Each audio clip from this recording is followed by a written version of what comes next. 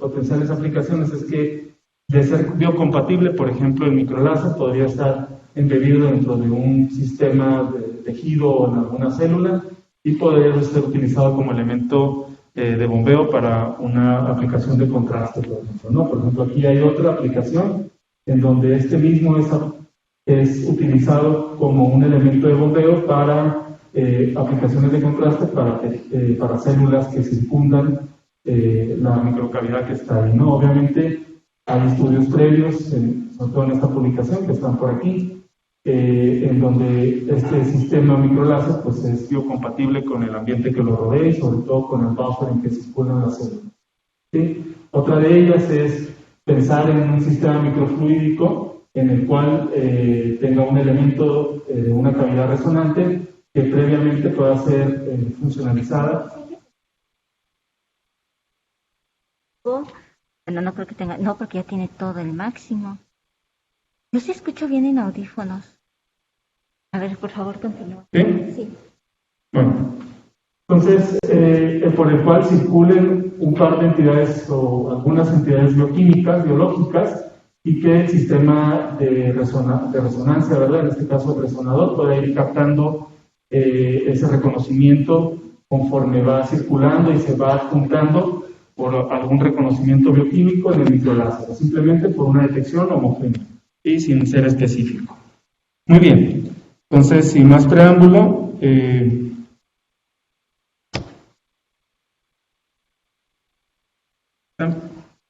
me gustaría primero agradecer a los colaboradores del laboratorio, sobre todo a los estudiantes que están detrás de todo este trabajo, ¿sí? Jonathan por aquí se ve, que nos acompaña también aquí, acá está Daniel, acá está Orlando, Héctor también por acá, Misael, María, que son estudiantes de doctorado, algunos estudiantes de licenciatura, y a los colaboradores con los cuales hemos hecho un trabajo o hemos iniciado en alguno de estos temas, ¿verdad? Que van desde la UNAM y algunos aquí en el CIO. Me faltó Bernardo. Perdón, Bernardo. Ya no te voy a hacer nada. No, discúlpame, se me había olvidado. Muy bien. Todo está mal, ¿eh?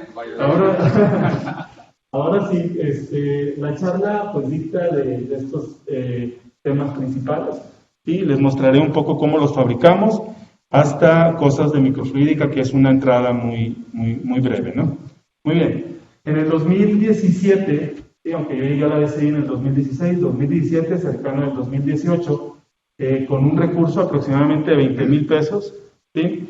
Y sobre todo del departamento, el director del departamento creyó que una técnica que se podría desarrollar ahí podría derivar diferentes tipos de aplicaciones, sobre todo microfotónicas. Obviamente es un laboratorio muy humilde, ¿verdad? No comparado con los laboratorios por ejemplo, que pueda tener este centro de investigaciones, en el cual creamos una plataforma tridimensional, es como si fuera una impresora 3D. Y básicamente lo que hace es que a través de una excitación láser, sobre todo en esta longitud de onda que es 532 o el verde, ¿sí? Empezamos a polimerizar una resina que es sensible en este color, ¿no? Entonces, es una resina negativa, es una resina comercial, es una resina U8 con una de las series que se venden de este polímero. Es una resina negativa, les decía, o sea, aquellas regiones en las que el láser incide, pues polimeriza, y aquellas otras regiones en donde no incidió, pues simplemente se van a poder revelar, ¿sí? Y pues se van a ir del sustrato en el cual fue depositada la resina. La resolución, pues hay dos tipos de resolución en esta plataforma, la mecánica y la óptica. La resolución mecánica, pues es de aproximadamente 1 micra, y la resolución óptica, pues depende exclusivamente de la longitud de onda que estemos utilizando y del objetivo de microscopio, los parámetros del objetivo de microscopio, como apertura numérica, principalmente. ¿Sí? Entonces, un close-up de esta fotografía, de esta parte que está aquí. En este caso utilizamos un objetivo de microscopio creo que dice 10X, ¿verdad? Y es pues sí, con una distancia de trabajo me parece que es como de unos 4 centímetros. Muy bien, para conocer un poco cuáles pueden ser los alcances de la impresión, o sea, utilizando esta plataforma, a la cual llamamos impresión láser directa, pues la ecuación que rige cómo es el perfil del haz a partir de diferentes interfaces o a partir de solamente enfocarse en un medio, por ejemplo en aire, sería la ecuación de Wolf-Debye. La ecuación de Wolf-Debye considera todos estos parámetros que están acá, ¿sí? Considera parámetros del objetivo de microscopio, considera parámetros de índice de refracción de la interfaz en la cual va a interaccionar de manera inmediata el haz, considera el estado de polarización, considera otras cosas que están por aquí, ¿sí? Entonces uno puede utilizar esta ecuación, graficar el módulo al cuadrado de esta ecuación y puede ver precisamente que la expresión y el resultado a partir de la simulación nos permite visualizar, por ejemplo, cómo va a ser el perfil de haz que se enfoca, cuál va a ser el cambio cuando tiene una interfaz, cuando ya no es simplemente aire, o sea, a eso le vamos a llamar shift, que es como un corrimiento, cuando uno pensaría que la distancia de trabajo es el máximo, o está la elipse, ¿verdad? O el elipsoide dibujado, ¿verdad? A partir de este enfoque, pues no, la interfaz juega un papel importante, el espesor que tomemos en cuenta para ese mismo juega un papel importante y te va cambiando el enfoque o esa distancia de trabajo. Si uno no toma en cuenta estos parámetros de shift, ¿sí? Si uno no toma en cuenta estos parámetros, pues es probable que esté imprimiendo cosas diferentes a lo esperado, ¿verdad? Otra de las aplicaciones otra de las ventajas de poder trabajar con esta ecuación es que podemos cambiar el objetivo del microscopio, podemos cambiar la interfaz, podemos cambiar la distancia de trabajo, las alturas y predecir en dónde va a estar ese error, ¿sí? Muy bien. Para el tema de microláseres, en el estado del arte, pues hay bastante artículos publicados a nivel internacional, y si uno hace un zoom, ¿verdad?, en todos estos datos, en México, pues no hay bastantes, ¿verdad? Y algunos de ellos, pues vienen de aquí, del Centro de Investigaciones, en Scopus, ¿verdad? Se filtran si lo filtra uno por institución, el CIO sale, ¿verdad?, a reducir temas de microláseres, y en la Universidad de Guanajuato, pues ahí va despuntando poco a poco, ¿sí? Entonces es un tema de gran oportunidad, es un tema que sigue en auge, esto es apenas el 2022, y es un tema que principalmente pues, lo publican Estados Unidos y los asiáticos. Muy bien, un ejemplo de estas impresiones es lo que vemos aquí en la pantalla. Vean, esta es una matriz, ¿verdad?, de 2 por 1, 2, 3, 4, 5, 2 por 5. ¿Sí? Esta es la escala. La escala son como 100 micrómetros, ¿verdad? Entonces, cada uno de estos pedestales que son sólidos, ¿sí?, que son en forma de un cilindro sólido, pues tiene aproximadamente 50 micrómetros en radio, ¿de acuerdo? Y la plataforma, bueno, esta impresión nos permite ver o nos permite visualizar el alcance que tiene la plataforma tan simple que les mostraba al principio, ¿verdad? O sea, es posible a través de esta plataforma imprimir primero micropedestales que tengan este diámetro de 50 micras y que poder imprimir matrices que se muestran como esta, que se muestran como este tipo, o pedestales aislados en un sustrato convencional de laboratorio, sin un portaobjetos, ¿verdad?, que estén aquí listos para trabajar con ellos.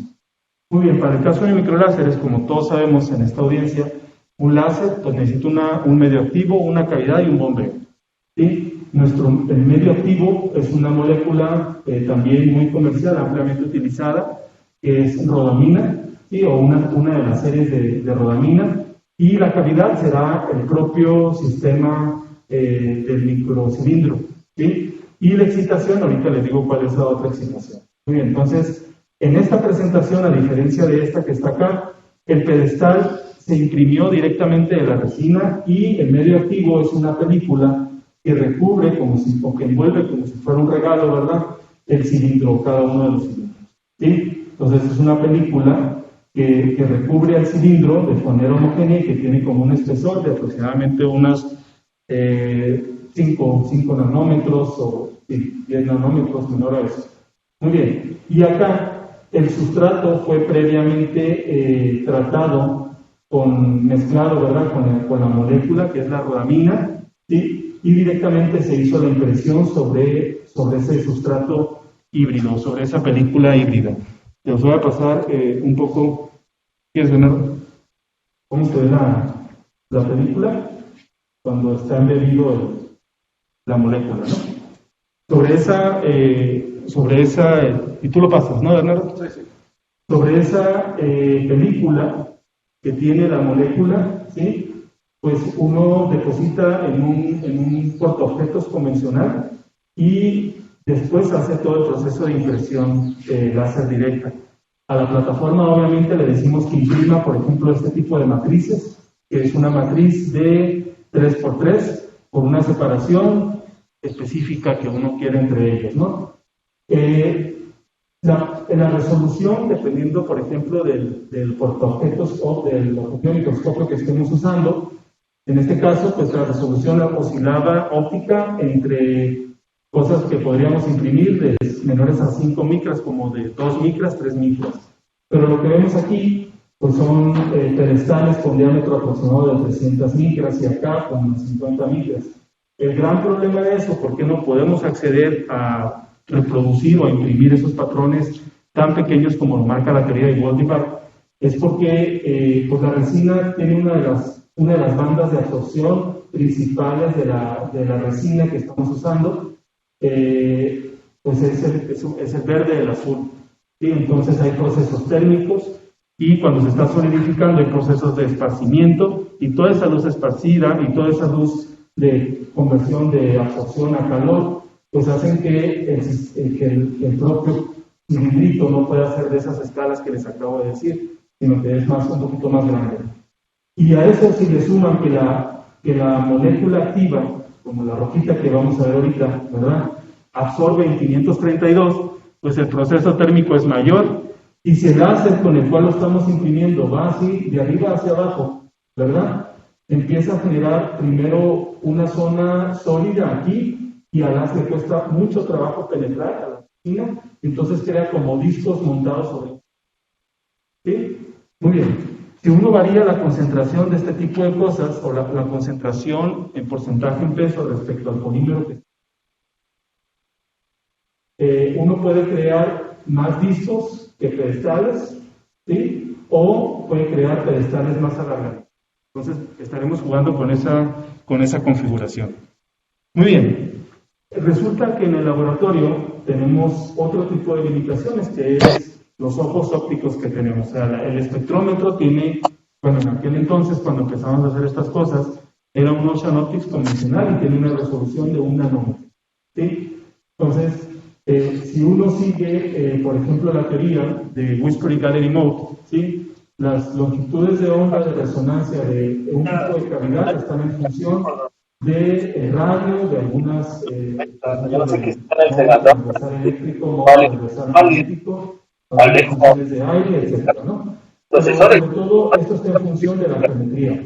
Si uno no da cuenta inicialmente de cuánto va a ser la geometría para que nuestro espectrómetro pueda resolverlo, pues entonces estaría viendo otra cosa muy diferente, ¿verdad?, a lo que uno estaría esperando, ¿no? Entonces, inicialmente, lo que tengo que decirles es que nos debemos de preocupar porque las dimensiones que estemos fabricando, mínimo podamos empatarla y podamos ver sus resonancias de emisión, ¿sí? Y eso está en función de la resolución de los Ocean Optics. Muy bien, la teoría nos decía que si queríamos ver cosas por encima de 1 nanómetro, tendríamos que imprimir cavidades al menos de un radio de 25 a 28 micras. ¿De acuerdo? Entonces, pues fue lo que hicimos. Primeramente, imprimir cavidades de 28 a 27 micras, doparlas, ver su emisión y específicamente el rango espectral libre, que depende de esta ecuación también. Bueno, esta ecuación depende de N efectivo y el rango espectral libre depende del N efectivo. Y nos dice que precisamente si yo quería ver, por ejemplo aquí, la diferencia de ese rango espectral libre entre picos, ¿sí?, es de 1.33 nanómetros. Entonces, pues, funcionó bastante bien, empató bastante bien el diseño con el experimento. En el experimento, como les decía, este es el bombeo, esta es la cavidad, ¿sí? Bombeamos con un láser de nanosegundos, es un láser pulsado de nanosegundos. Creo que la duración del pulso dura como 8 nanosegundos con una frecuencia de 10 Hz. ¿Sí? Entonces, lo que hacemos es que esto es nuestro bombeo. En ese entonces bombeábamos de forma perpendicular al eje del cilindro, del cilindro sólido, y teníamos unos filtros que, pues lo que hacía era, colección y filtros para no dejar pasar el bombeo, y este es nuestro Oceanotis que mide este espectro como está acá. ¿Sí? Obviamente esta es la banda de fluorescencia inicial de la rodamina, y eventualmente cuando uno aumenta el bombeo o la densidad de potencia, densidad de energía, ¿verdad? Pues empiezan a postrarse sobre esta emisión fluorescente ciertos tipos, los cuales son la CO. ¿Sí? Entonces uno puede quitar con un polinomio específico en la fluorescencia y identificar cada uno de estos tipitos que están aquí, ver la diferencia entre ellos y construir un histograma de cuánto es el rango espectral libre, y precisamente es lo que les acabo de decir, ¿no? Construir otro mapa como estos, ¿verdad? Que es como en calor, como en densidad de respecto al bombeo, y una de las curvas características que definen el performance de los láseres o de los microláseres es este tipo de gráficos. Cómo es la amplitud de alguno de ellos o el área bajo la curva de todos estos, ¿verdad? Cada puntito de esto, en función del bombeo, en función de la densidad de bombeo. Y va a haber un punto en el que exista como una transición, como un cambio de pendientes. Sí, acá hay otro. Esta primera pendiente se debe a un proceso meramente fluorescente. La segunda pendiente es cuando ya empiezan a aparecer los piquitos, y la tercera pendiente es cuando empieza a saturarse el fenómeno. ¿Sí? Entonces, esta es una de las fotos. Bueno, en aquel entonces así se veía el experimento. ¿Sí? Muy bien. Todo lo pasado era cuando la película recubría a la cavidad, y lo presente, ¿sí? Es cuando la película en la película ya está embebida la molécula, ¿sí? Con diferentes concentraciones, y así se comporta un poco, ¿sí? Bueno, se ve de esta forma así. Por ejemplo, para concentraciones de 1 porcentaje en peso respecto al polímero, son más discos. Cuando uno baja la concentración, empiezan a ser más, son más discos y empiezan a ser más cilíndricos conforme uno baja la concentración. ¿Sí? Otra de las cosas es que la caracterización ahora fue un top excitation, excitamos por arriba, o sea, toda la cavidad se recubre por el haz de excitación, ¿sí? Por arriba, y la conexión sigue siendo a 90 grados, ¿verdad? La conexión es a 90 grados, están los filtros, etc. Muy bien. Por ejemplo, esta cavidad es la 1,3, y vean cómo ya no hay picos de emisión, solamente es uno solo. Y ya no están estos múltiples con de emisión montados sobre la fluorescencia, simplemente empieza a aparecer uno en función del bombeo. ¿Sí? A diferencia del otro fenómeno que era la CO, se le conoce como Amplified Spontaneous Emission, que es emisión estimulada amplificada. ¿Sí? En el argot de los que hacen láseres, ¿verdad? ACE, por sus siglas en inglés, ACE es un fenómeno espurio en principio para la CO. O sea, todo el que quiera obtener lasing y esté obteniendo ACE en principio sería un fenómeno espurio. Pero cuando uno indaga, ¿verdad? Un poco para las posibles aplicaciones de esto, pues resulta que no es tan espurio. O sea, las aplicaciones como las en el principio, ¿sí? En la motivación, ACE es excelente para estas aplicaciones, ¿no? Muy bien. Uno puede, con esta plataforma mecánica, excitar, poner un bombeo constante y rotar la cavidad. Si uno rota la cavidad, empieza a construir un mapa como estos, ¿verdad? En donde uno pensaría, ¿verdad? Y esperaría que la emisión a un bombeo constante no debería de cambiar conforme varía el eje de rotación o el teta, ¿verdad?, de colección del cilindro, del pedestal sólido, ¿sí? Y efectivamente se dibuja un cuasi círculo, ¿verdad?, aquí en este mapa de 3D. Muy bien. ACE tiene un comportamiento muy similar, ¿verdad?, a LASIK. Presenta este gráfico, presenta este umbral en el cual la fluorescencia cambia y empieza a montarse este pico, y Podemos ir graficando el área bajo la curva de esto y cada punto representa en función del bombeo eso. Si uno quita las cavidades y solo trabaja con la película que les mostré, no hay nunca una transición, nunca hay un umbral, nunca se levanta el comportamiento, solo es un crecimiento de la fluorescencia conforme el bombeo aumenta. ¿Sí? Entonces realmente la cavidad, la respuesta de este fenómeno viene de la cavidad y no meramente de la película. Muy bien. Les decía, para diferentes concentraciones, al menos de 1 a 0.5, nuestro comportamiento fue el mismo. Siempre vimos ácido. ¿Sí? Siempre vimos ácido. Si uno quiere entender un poco el fenómeno, la física que está detrás de este comportamiento de Amplifiers Spontaneous Emission que viene de nuestras cavidades, al menos para este 3 sets de concentraciones, ¿sí? Pues esta es un poco la ecuación que gobierna este fenómeno. Y esta ecuación es una ecuación que dibujó Esbelto en su momento. Esbelto, de hecho, es un libro que se utiliza ampliamente por los estudiantes que llevan un curso de láseres.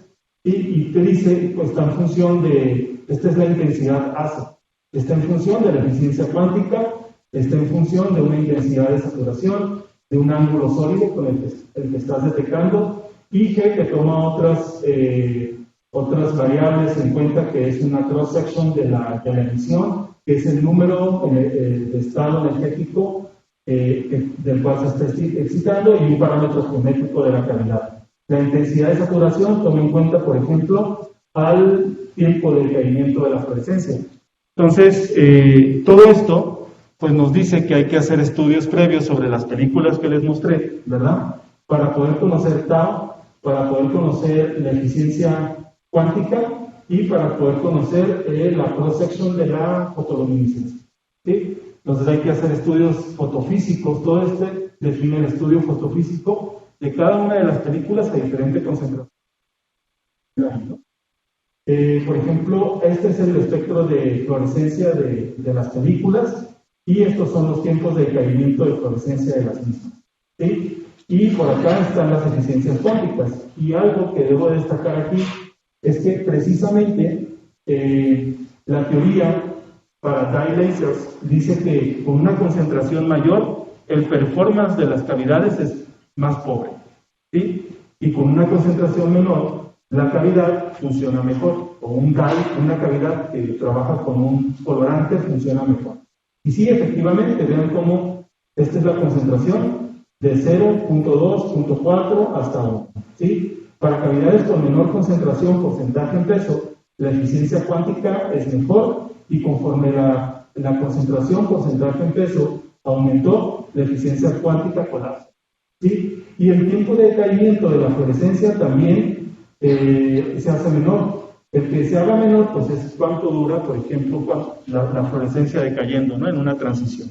¿Sí? Muy bien. Si uno toma en cuenta todos estos parámetros, la eficiencia cuántica, el tiempo, y los meten, ¿verdad?, en esta ecuación, y toma en cuenta, por ejemplo, solamente el comportamiento de ACE, que es este que está aquí, a partir del threshold hasta acá, te dice que el ajuste que mejor empata, ¿verdad?, tomando en cuenta esta ecuación, es con un estado energético de nivel de 4 niveles. ¿Sí? Y la teoría dice que precisamente predice eso. ¿Sí? Muy bien. O sea, esto es comparable con el estado del arte. Y si uno quisiera tomar un modelo de 3 niveles y de 2 niveles, pues tendría que multiplicarlo por un factor, no alcanzo a ver ahí, de 10 a la 4 para 3 niveles. O sea, el valor que da por 10 a la 4 para que apenas pueda dibujarse en este plano de observación.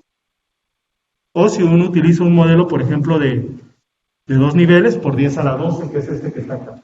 Y este efectivamente por 10 a la 4 empata bastante bien sin tener que multiplicarlo por un factor adicional.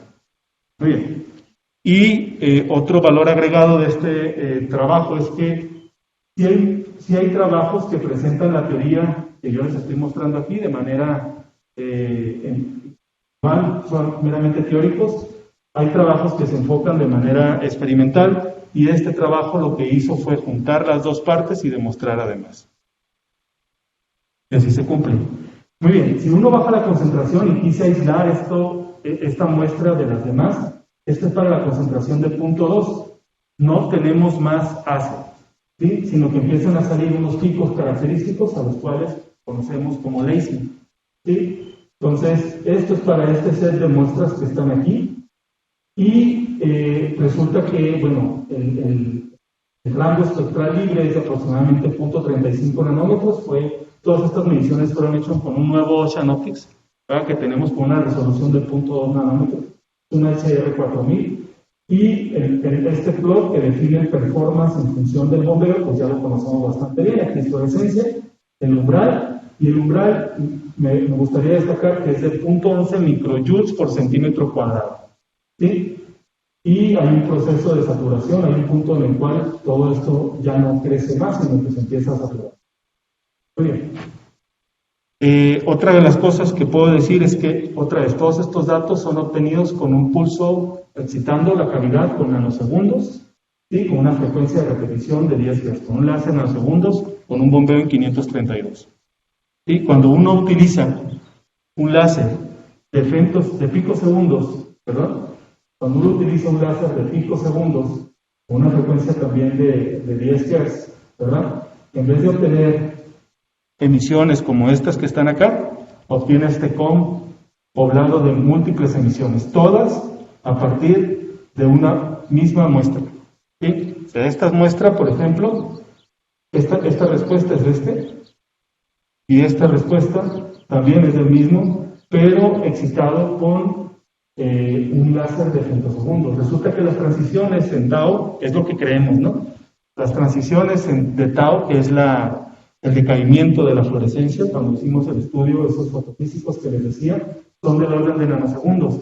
Esto es del orden de picosegundos. Quizá en el otro, además de todos los fenómenos resonantes y de excitación de la molécula que tenemos un fenómeno adicional que puede ser precisamente absorción de estados excitados y que no nos permite realmente tener estas respuestas, ¿verdad?, de manera más pura a partir de excitar con un pulso como más corto, ¿sí? En donde no tendríamos esa absorción de estados excitados directamente en la molécula, ¿no?, que resuena dentro de la cavidad su fluorescencia, ¿sí? Y uno puede construir un plot de estos tan bonitos, ¿no?, que es en función de la potencia, cómo se va poblando, ¿verdad?, y cómo se va poblando el COM. El COM es su empeño, ¿no? El periodo que está aquí, pues es mucho mejor, es de 0.25, ¿sí? Pero también se puede dibujar en este periodo que está por acá, ¿verdad? Y finalmente, lo que vimos, ¿verdad?, en este estudio es que para concentraciones altas, ¿sí?, el umbral para acceder al ACE o al lacing, pues es más alto. Conforme la concentración baja, el umbral es más bajo, o sea, el performance es mejor. Conforme la concentración es más alta, la longitud de onda de emisión, al menos para estas tres, ¿sí?, porque tiene un solo pico, ¿verdad?, que es ACE, tiende hacia el rojo, y conforme la concentración baja, tiende hacia el azul, ¿sí? Podemos entenderlo como estos cambios batocrómicos albatocrómicos, ¿no? Muy bien.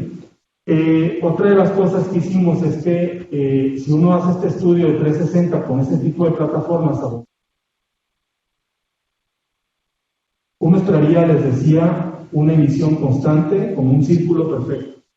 Y resulta, ¿verdad?, que no, que obtuvimos como esta mariposa que está aquí así, ¿sí? Y cuando uno indaga en el estado del arte, se da cuenta que la geometría está absolutamente relacionada con los patrones de emisión de este tipo, ¿sí? Y eso tiene da pauta, ¿verdad?, para pensar en un montón de aplicaciones. Imaginémonos que yo fuera el láser y que quisiera excitar, por ejemplo, a un grupo de células que están por allá. Pues diseño una cavidad con esa geometría que solo tengo una emisión hacia allá, por ejemplo, o hacia acá, ¿sí? O no quiero excitar por acá algunas, ¿de acuerdo? Entonces, esto es a algo que nos queremos dedicar. Esto salió sin querer, ¿verdad? Son de estas cosas que se dan en los laboratorios que no sabemos por qué pasan hasta que suceden, ¿verdad? Entonces resulta que nuestras cavidades, cuando uno hace un corte, ¿sí?, transversal, no son completamente circulares, tienen un grado de excentricidad, ¿sí? Y ese grado de excentricidad, como si fuera una elipse, ¿verdad?, da la pauta para que este patrón de emisión pueda dibujarse como si fuera una mariposa. ¿Sí? Entonces, pues queremos ir hacia allá en esta nueva línea de investigación, al menos para el grupo. Y bueno, la diferencia principal respecto a la teoría de lo que ya les había presentado a esto nuevo es que aquello era una película, ¿sí? Y esto es algo que está embebido. Entonces, todos los modos electromagnéticos, ¿verdad?, que se pueden soportar dentro de la cavidad, que pueden resonar dentro de la cavidad, ¿sí? Pues ya no es simplemente considerando el modo radial igual a 1, el que está más pegado a la periferia, ¿sí? Sino hay que considerar toda la familia de modos que pueden excitar a toda la molécula hacia adentro, ¿de acuerdo? Entonces, estos son los posibles modos, ¿verdad? Modo, el índice modal, modo radial, etcétera, que me pueden soportar un rango espectral libre del que yo les platiqué, ¿sí? Entonces, todo eso está detrás de todo lo que acabamos de decir. Muy bien, hicimos análisis de primeros componentes finalmente para este trabajo, para saber cómo se agrupaban nuestras muestras. Al final eran 4 sets de muestras, cada muestra tiene 9 cavidades fabricadas con el mismo protocolo de fabricación, o hechas con el mismo protocolo de fabricación, y resulta que las cavidades, bueno, a este análisis de primeros componentes nunca le dijimos de qué concentración, simplemente le dimos datos del peso, del umbral, de condiciones geométricas, la razón entre diámetro y altura, el FWHM, la intensidad y la razón entre pendientes. Y el análisis de primeros componentes lo que hizo fue agruparlas. ¿Sabes qué? Todo este set parece que funcionan de una forma, este set parece que funcionan de otra, y específicamente las separó por concentración, y nosotros darle esa variable inicial. ¿Sí? Entonces, y otra cosa es que análisis de primeros componentes nunca había sido usado, ¿verdad?, para caracterizar microláseres. ¿Sí? Entonces, algo adicional ahí. Muy bien. Me gustaría mostrarles lo que son las muestras, cómo se ven las muestras. Muy breve, ¿no?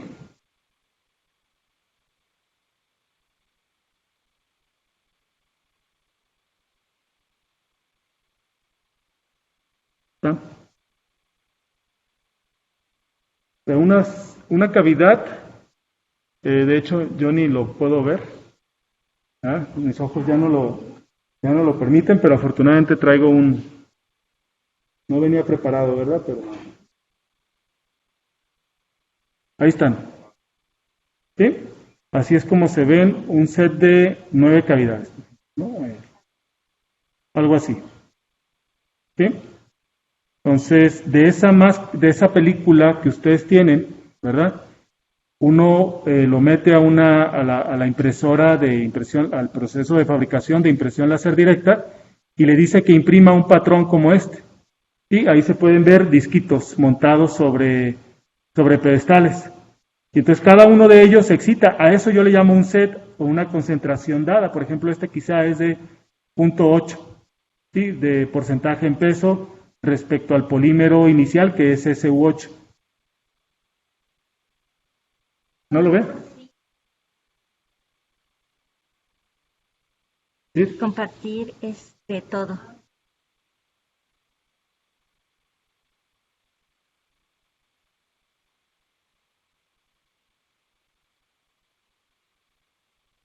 Perdón, es que no se veía en línea. ¿Listo?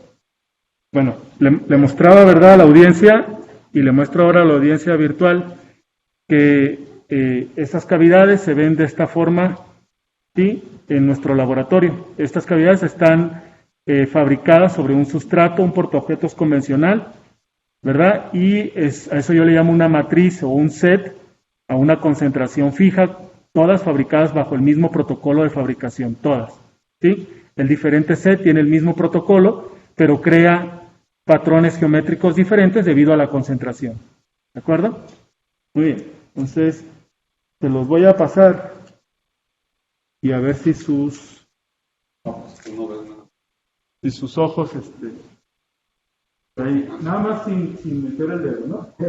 Vamos a tocar. Ok. Muy bien, ¿dónde está? A ver. Listo. Y por acá. Muy bien.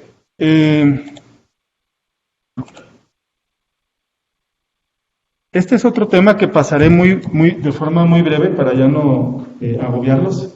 ¿Ah? El problema de esas cavidades que vamos a ver y las que vimos con la microcámara, ¿verdad? Con la micro USB, es que no pueden cambiar en forma. Una vez que se fabrican, pues es un cilindro sólido. Si tú quieres cambiarlo, pues estarías dañándolo, ¿de acuerdo? Y si yo les acabo de decir que la geometría está directamente relacionada, pues me gustaría, ¿verdad?, tener una geometría que pueda cambiar constantemente su forma, ¿sí?, para controlar ese patrón de visión, a gusto, ¿verdad?, para las aplicaciones que yo quisiera, ¿verdad? Entonces, una de las cosas que usamos en colaboración con el doctor Ulises Levin en la Universidad Autónoma de México, en Cuernavaca, ¿verdad?, es que se construyó un levitador acústico, una cavidad acústica, ¿sí? Esta cavidad acústica, pues compuesta como de dos, sí, es un resonador en el cual tienes estos transistores que son bocinitas, a los cuales mandas una señal con cierta amplitud y las ondas de sonido de arriba junto con las ondas de sonido de abajo, pues interfieren generando máximos puntos de presión o nodos de presión. ¿Sí? En esos nodos de presión, uno lo que puede hacer es agarrar el elemento activo del cual fue hecho las cavidades como las sólidas y lo posicionas aquí y levita. Y se queda ahí levitando. ¿Sí? Entonces, si uno cambia la amplitud, si uno cambia la distancia relativa entre estos dos componentes del resonador, pues estás cambiando la forma. Por ejemplo, si tienes una esfera o un elipsoide, empezarías a tener un disco, y si lo regresas, pues empezarías a tener otra vez el elipsoide o la esferita. ¿Sí? O en el mejor de los casos, y a lo que queremos llegar, es a tener toroides o como donas, ¿verdad? Muy bien. Entonces, el controlar la forma, esa era la motivación principal. Ese trabajo, les digo, está hecho por 2 estudiantes de licenciatura ahí en el grupo de trabajo de nosotros. Y otra vez me permito hacer un comercial. Si nos siguen en la página van a encontrar muchísimas más cosas acerca de ¿no? De las que yo pueda mostrarles. Muy bien. Así se ve el experimento, ¿verdad? Nosotros ya no trabajamos más con el polímero, esto está en etapa inicial, y a pesar de que el resonador funciona, tenemos un gran control sobre el mismo, podemos fabricar en el número de resonadores y siempre nos va a dar lo mismo ahora, pero la etapa de caracterización del aseo, todo el sistema para utilizarlo como láser, pues todavía apenas está en crecimiento, ¿sí? Como es agua, lo domina el agua, pues en función del tiempo, esto se evapora, y si se evapora, la concentración aumenta, y si la concentración aumenta, el fenómeno que estamos midiendo, pues es muy diferente al fenómeno inicial. Entonces se tienen que hacer n número de estudios, con n número de muestras, caracterizar el número para tener un peso estadístico importante. Inicialmente, pues el resonador, si uno pone una gotita aquí tiene una cámara, como las que acabo de mostrar, una microcámara, micro USB, y por acá tiene otra. Entonces, para cada muestra obtenida, yo tengo un par de fotos. Y si hago procesamiento digital de imágenes, o procesamiento de imágenes, en el cual está a cargo Orlando, ¿verdad?, y los estudiantes, Daniel y Fátima, pues yo puedo decir cuál era la forma, qué volumen tenía, cómo va evolucionando en el tiempo, etcétera, etcétera. O puedo simplemente con el procesamiento decir cuál es el centro de esto y ver cómo varía. Y ver cómo es la variación, la estabilidad de la gota aquí, que también importa, ¿verdad? Entonces, en todos estos gráficos, pues son de la estabilidad de la gota y cómo evoluciona la temperatura y la humedad, que también es importante, ¿sí? Así se ve el resonador, ¿verdad? El resonador acústico con un resonador ahora óptico, levitando, ¿sí? Excitas y tienes emisión del aseo aquí, ¿verdad? Y colectas, ¿sí? La emisión pues se ve así. Es un mapa de color, ¿sí? Pero es básicamente el mapa de color de este comportamiento, ¿sí? Básicamente lo que dice es que a mayor potencia de bombeo o densidad de bombeo, pues esta intensidad empieza a crecer y llega un momento en el que quizá tiende hacia la derecha y luego regresa. Forma como si ligeramente una S. ¿verdad? Y tiene un máximo punto de emisión. Y a partir de algún dato aquí, pues tienes el umbral y construyes lo mismo que construías. Pero tienes ACE, no tienes lacing. El problema, ¿por qué no estamos obteniendo lacing? Es que esto está en agua, ¿sí? Y no hay un elemento resonante importante para que esto funcione como un resonador óptico, pues serio, ¿no? Con un gran performance, ¿verdad? Necesitaría uno levitar un polímero con el material activo aquí para que el contraste de índices de refracción fuera mayor y esto realmente funcionara más como una calidad óptica, que es el siguiente paso, ¿sí? De este proyecto. Muy bien, pues uno puede hacer estadística, uno ve cómo cambia y bueno, este es un proyecto que está en crecimiento, como les digo, y también está la invitación para hacer algo al respecto, ¿no? Y finalmente, microfluídica. ¿Sí? Bueno, este es Jonathan mostrando aquí el sistema de microfluídica, ¿verdad? Por acá es el microchip que también hacemos en el laboratorio y específicamente lo hacemos para generar microgotas, ¿sí? Aquí traigo alguno de ellos, también si lo pasas, por favor. ¿Cómo está la cinta? Muy bien. El chip microfluídico, primero pues fabricamos la máscara, creo que me pasé una diapositiva así. Fabricamos la máscara con el mismo plataforma de impresión, ¿sí? Una vez que tenemos la máscara, fabricamos por litografía suave el canal, el cual pegamos sobre un portaobjetos por plasma o por un proceso mecánico, ¿sí? Y pues está listo para nuestras aplicaciones, que es generar microgotas. ¿Sí? Tiene dos aplicaciones principales este microdispositivo. Una de ellas es que las microgotas puedan contener el colorante que les pasé ahorita, del cual son fabricadas las cavidades ópticas, ¿sí? Que es este que está aquí, o sea, la rodamina. Todas estas microgotas contienen rodamina, ¿sí? Y también con este sistema y cambiando las condiciones de inyección, yo puedo cambiar, ¿verdad? De ser completamente, no sé, una esferita aquí adentro, ¿sí? O un cilindrito por la altura que tiene, por la profundidad, ¿sí? Puedo cambiar a que sea un elipsoide y puedo controlar su forma de manera también más precisa y con un grado de reproducibilidad muy alto, ¿sí? Entonces, aquí, por ejemplo, este es otro material que se usó para generar las microgotas, que es simplemente como un elemento de contraste para hacer videomicroscopía. Lo que hacemos, este es el experimento simple para hacer la caracterización, es una microbomba que inyecta aceite mineral y agua con un colorante, ¿verdad? Que es Congo rojo, nada más para cuestiones de contraste, y esta cámara enfoca en este cuadrito y lo que hace es que está grabando videos por minutos o por horas, ¿sí? Entonces, conforme las gotas se van generando a una misma tasa de inyección, ¿de acuerdo? Entonces, el proceso de formación, por ejemplo, déjenme ver si me estoy pasando, sí. El proceso de formación de una microgota es el siguiente, ¿sí? Empieza entrando el agua, ¿verdad?, con colorante, y por este otro canal entra el aceite mineral, penetra más, y en algún momento hay un rompimiento, ¿verdad? Entonces se genera la microgota y luego el proceso se repite de forma cíclica.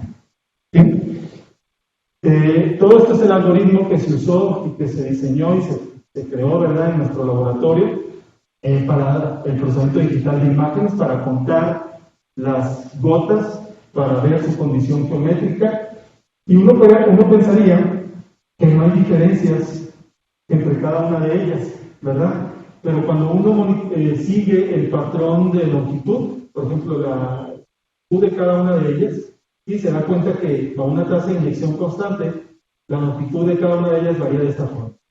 Cambias la inyección y es más espaciado, pero también se va haciendo cada vez más notoria la diferencia. Cambias la inyección y cada vez tienes más las gotas no son ya más monodispersas, ¿no? ¿Sí? Entonces, resulta que estas variaciones las mete la propia microbomba. Conforme va inyectando, ¿sí?, líquido, la microbomba, como funciona con un motor a pasos, ¿verdad? Esas variaciones las transmite para la generación de las microgotas. ¿Sí? Entonces, eso es muy importante tenerlo presente, porque yo sé que esta gota va a ser ligeramente diferente a esta y a esta, y en volumen van a ser diferentes, ¿verdad? Entonces, si yo las utilizo para microláseres, pues van a tener propiedades y quizá comportamientos, performance diferentes, y nunca hubiera sabido de dónde viene. Entonces, todo este proceso, pues también ya está publicado recientemente, está calientito, es del 2022, de hace un mes, y pues ahí caracterizamos los dispositivos, mostramos cómo los fabricamos y mostramos precisamente cómo es la evolución a diferentes tasas de inyección. Y creo que de entrada esas serían un poco las dos líneas hacia donde queremos ir. Obviamente el dispositivo se utiliza también, o tiene otra finalidad también, que es más detección bioquímica. Estos ser utilizados como contenedores, por ejemplo, de células, y ya poder hacer algo diferente, ¿no? Entonces, pero para microláseres sería el enfoque. Pues sí, creo que sería todo. Otra vez agradecer al grupo de trabajo y a ustedes y a la audiencia de forma virtual por estar aquí.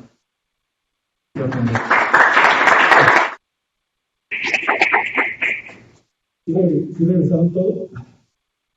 Ahorita chicos que le regresen.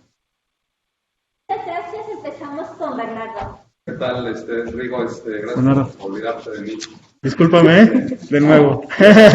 Bernardo no necesita el micrófono. En los experimentos que estuvimos elaborando, bueno, yo ayudando ahí, Sí. con ideas teóricas, ahorita me surgió una duda que probablemente ya la había preguntado. Cada uno de los de las cilindros que tienes, cuando haces el experimento, excitas uno por uno, Sí. Excitas, sí, ¿verdad? Y todos más o menos tenían la misma, el mismo tipo de... Sí. Ok. Si no, es que yo lo que estaba pensando, de repente se me ocurrió, pero a lo mejor no tiene, el poder hacer arreglos. Entonces esa matriz que tienes ahí es para tener un montón y poder hacer estadísticas. Sí, exactamente. Pero, ¿qué pasaría si abres el as y ahora excitas todos al mismo tiempo? Ya lo hemos hecho. Ajá. Sí, pero el objetivo principal es por acá. De hecho, Héctor está ahorita en una estancia en Francia, y una de las cosas que está haciendo es jugar con este cap. Exacto. Ajá. ¿Sí? Y entonces lo que va a hacer es que si tú excitas a uno, sí, pues va a excitar al otro. Y en algún momento tus patrones, la idea principal es dibujar este tipo de patrones, ¿dónde están? Aquí. ¿Sí? Pero para cavidades acopladas. ¿Sí? Porque ahí vas a tener más direccionalidad. Sí, exactamente. Ajá. Sí. Y entonces el estudio se centra precisamente, supón que tienes dos aislados, estos dos que están aquí, olvidémonos. Empiezas a jugar con el gap, entonces puedes excitar uno, jugar con el gap para que excite el otro y ver cómo ir monitoreando la emisión. ¿Sí? Pero otro estudio es, tú pones inicialmente el as en el gap, en la separación que está entre ellos, y eventualmente cuando los vayas pegando, sí, obviamente son n número de muestras que van a ir haciendo eso, ¿no? Esto no se puede... Sí, no lo puedes hacer ahí físicamente, sí. Ok, entonces el as va a estar aquí, ¿verdad? Y va a excitar, en algún momento va a excitar y en algún momento también va a excitar y ver cómo es el patrón. Y ver en qué momento los patrones se empatan con diferentes configuraciones de excitación. Y hay toda una teoría ahora para cavidades acopladas. Pero sí, básicamente el objetivo de ese trabajo es direccionalidad. Direccionalidad en la emisión. Probablemente no solamente puedes...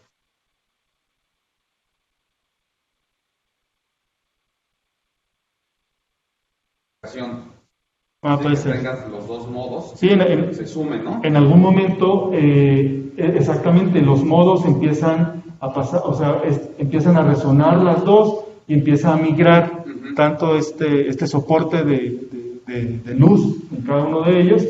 Esto sí, efectivamente, pues ver el threshold, ver todo esto, ¿no? Sí.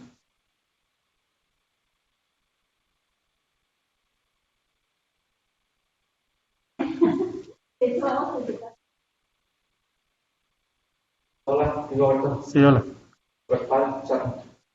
Me quedó una duda ahí cuando modifican la forma de los cilindros. Primero, según entendí, lo hacen con el resonador acústico. Ok. Y entonces, la pregunta es, primera pregunta, ¿por qué lo hacen así? ¿No tiene otra forma de controlarlo, de cambiar la forma? Y la siguiente pregunta es, una vez que quitas el resonador acústico, ¿regresa a su forma que tenía antes o cambia de forma o qué pasa ahí? Perdona, ya no me voy a volver a quitar esta cosa, porque si no, no nos van a seguir dejando hacer seminarios. Ahí creo que mezclamos un poco las ideas ahí, pero voy a tratar de aclararlas, ¿de acuerdo? Antes de esta diapositiva, las cavidades eran montadas sobre un portaobjetos, lo que pasamos y lo que transmití por la microcámara, ¿sí? Y esos eran unos cilindritos sólidos, ¿de acuerdo? Con material colorante embebido en ellos, ¿sí? Eso sí no los puedo controlar. Una vez que los creo, los fabrico, no los puedo controlar en forma, porque los dañaría. Si yo pusiera un microscopio y le hiciera una cirugía, pues en realidad estaría dañándolos, ¿verdad? Performance colapsaría completamente. Una de las cosas que resultó de ese trabajo es que al controlar su geometría, me di cuenta nos dimos cuenta, ¿verdad?, en nuestro grupo de trabajo, que controlamos la direccionalidad. ¿Sí? Muy bien. Y motivados por eso, y sabiendo que no tenemos acceso a controlar la forma, porque imprimimos de esta forma, ¿verdad? Los creamos por impresión de láser directa como si fuera un punto nada más, ¿de acuerdo? Pues utilizamos una plataforma, un resonador acústico, el cual en uno de los nodos de presión, que es el principal, le evitamos el líquido con el cual lo creamos, el líquido viscoso con el cual creamos el láser. ¿Sí? Ahorita, en primera aproximación del trabajo, no es esa resina, es agua con colorante. ¿Sí? Muy bien. Y con este resonador acústico, al controlar la amplitud que le llega a las bocinitas, al controlar la distancia que hay entre estos dos, al controlar la frecuencia que le llega a las bocinas, pues tienes acceso a diferentes patrones de interferencia, modificas los máximos nodos de presión y con ello se modifica la forma de la gota que está levitando. ¿Sí? Entonces la idea que está detrás de este trabajo es que con cosas tan simples como darle más voltaje a las bocinas o controlar la distancia relativa entre estas dos, pues ir de una esfera a una elipse o a un elipsoide y viceversa, ¿no? ¿Sí? O a un disco, etc. ¿Sí? Entonces, y con microfluídica, el mismo concepto, nada más que no con otra plataforma diferente. ¿De acuerdo? Entonces, a ese trabajo yo le llamo control en la forma a partir de 3 procesos como de fabricación, por así decirlo. Todo microláser. Sí. Oye, Rico, aprovechando, pero una vez que apagas la bocina... Sí, no, pues no hay interferencia de las ondas acústicas. Bueno, pues la gota se cae. Sí, claro. Sí, ya. Sí. Y de hecho, esta gota, como es a base de agua, depende de las condiciones de humedad y temperatura, pues se va evaporando, pero hay un proceso en el que se evapora muy rápido, ¿sí? Pierde mucho volumen de forma rápida en cuestión de 20 minutos, 30 minutos, pero después se estabiliza, ¿sí? Y puede durar 2 horas, 1 hora, pero a un volumen ya constante, con una concentración también que corresponda a ese volumen. ¿De acuerdo? Sí. ¿Qué tal? Aprovechando ya la diapositiva, ¿crees que sería interesante? Entiendo que te gustaría levitar un polímero. ¿Crees que sería interesante un polímero que contenga agua? Sí. De hecho, la idea es que lo que levitemos cumpla una condición o 2 condiciones muy simples. ¿Sí? Bueno, que sea un buen colorante, por ejemplo, o un buen elemento activo en el performance de un láser, ¿verdad? En este caso, pues rodamina es ampliamente utilizada, pero pues podríamos utilizar puntos cuánticos, podríamos utilizar otros colorantes que apenas se van creando por ciertos grupos de investigación, etcétera. Y la otra es que las desventajas que solo con agua obteníamos es momento de empezar a obtener lacing, y eso hay que cambiar el índice de refracción. Si el índice de refracción es diferente, es mayor al del agua, bueno, en este caso sería un índice de refracción efectivo, ¿verdad? Porque tendría el colorante y tendría el material en el cual está embebido el colorante, etcétera, etcétera, pero ese debería ser mayor, ¿sí? Debería ser cada vez mayor para que la propiedad de resonancia pues se dé de manera más eficiente, ¿sí? Exactamente. Uno de los trabajos que queremos hacer aquí es, además de diferentes colorantes, pues es poner nanos, ¿sí? Un coloide también ahí, ¿no? Sí, de hecho tengo dos nanopreguntas. Ya estuvieron así de rápido. Esta es una, yo creo que podemos proporcionarte este material incluso ya cuando domina, para que hagas... Ya con el coloide ahí, ¿no? Sí. A diferentes concentraciones. Sí, eso sería son genial. trocitos de un hidrogel, ya lo conoces, ¿no? Sí. Entonces, podemos ver qué pasa con esto. Muy bien, más que motivado. Muchas Las gracias. otras nanopreguntas, a ver qué pasaría exactamente si pones quantum dots en tus microláseres en lugar de rodamina. Bueno, tendrían primero que tener un proceso, propiedades fotofísicas, como lo había dicho, pues relativamente importantes, ¿no? O sea, que su eficiencia cuántica fuera buena, que los tiempos también fueran largos, por ejemplo, porque en el estudio previo nos dimos cuenta, ¿verdad?, que las propiedades fotofísicas estaban pues, directamente relacionadas con el performance de la cavidad.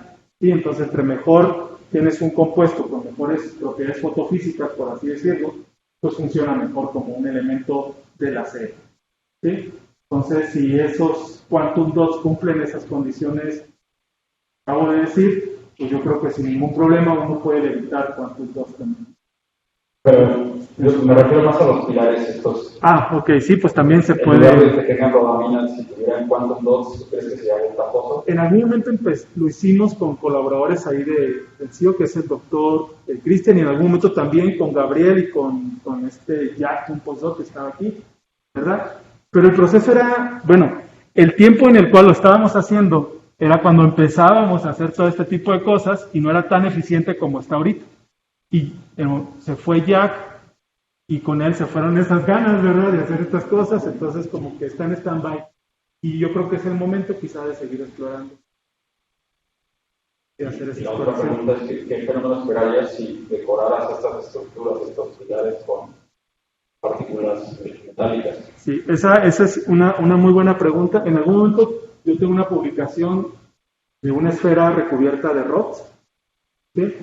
Y yo accedí a la esfera, a fenómenos ópticos no lineal, o sea, un proceso de generación de ondas a partir de un solo pulso, ¿sí?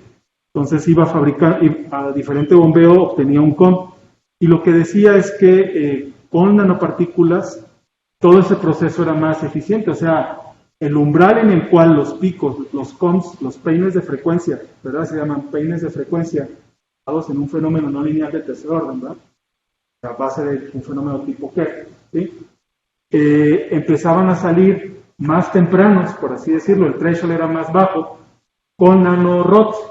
Y la idea, haciendo pues simulaciones y todo, nos dimos cuenta que cuando tú excitas una cavidad, y sobre todo si la excitación es a base de Whispery Gallery Mode, de modos de galería de susurro, que no es un Fabry-Perot como luz resonando así o así, sino que hace esto, ¿sí? Los rods están recubriendo la esfera, es como si estuvieran recubriendo las paredes, ¿de acuerdo? Entonces, el modo electromagnético soportado en la cavidad, que se soporta por Whispery Gallery Mode, pues se soporta en la periferia y excita y acopla, ¿verdad?, esa luz al rod que circunda también, que está pegado. Quizá la separación es si los haces con Z, sería esa Z, es un nanómetro. Muy bien. Ese modo excita el plasmón. Entonces el plasmón se crea y junto con el modo se genera un modo que se llama modo híbrido. Ese modo híbrido excita en un área efectiva menor, ¿verdad?, lo que decora la cavidad, ¿sí? Y los efectos ópticos, en este caso eran no lineales, salen más tempranos porque el efecto por área efectiva es mayor, ¿sí? Y eso esperaría un poco también.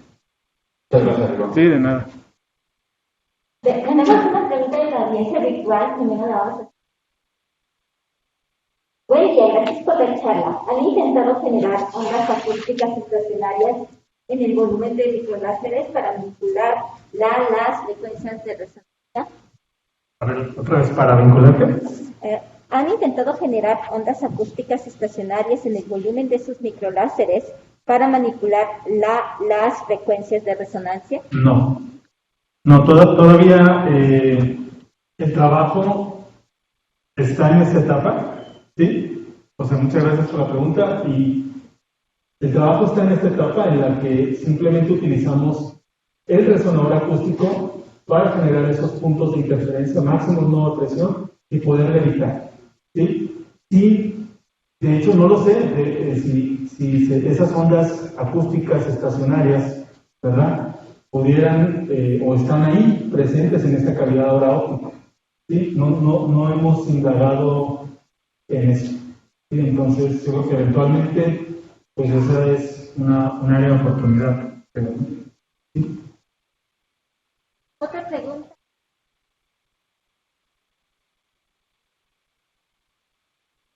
Hola, ¿qué tal, doctor? Muchísimas gracias por su plática, muy interesante. Aprovechando la diapositiva, doctor, Sí. ¿Cómo hace el control del elemento que están levitando? Si quisieran subir, bajar, mover, por ahí comentó que a las bocinas la alimentan con voltaje, pero ¿cómo hacen el control? ¿Lo hacen manualmente? Sí. El control, bueno, esto, de hecho, a este levitador se le llama Tinylet. Tú googleas Tinylet, ya está publicado, ya está el circuito, el cual tú necesitas y utilizas. ¿Sí? Muy bien. Tú cambias el voltaje, lo que estás haciendo es que, pues de forma como más intensa, estás generando ese patrón de interferencia, esos máximos puntos de presión, y eso tiene un impacto directo sobre achatar o elongar lo que está levitando. ¿Sí? Y como son patrones de interferencia, ¿verdad? Si tú cambias la distancia de alguno de estos dos caras, ¿verdad?, pues modificas el patrón de interferencia. Y si modificas el patrón de interferencia, modificas esos nodos de presión. No es uno, son varios. ¿Sí? De hecho, aquí hay una gotita, pero yo puedo poner otra gota en otro máximo nodo de presión y así y arriba. Y de hecho hemos hecho experimentos en donde hay al menos una, dos gotitas arriba, dos gotitas abajo. Excitamos a esta y vemos cómo se ilumina y excitan ella a las otras. ¿Sí? Entonces, pues sí, precisamente con amplitud, con frecuencia y con distancia. Imagínate un experimento óptico, es básicamente interferencia. Sí.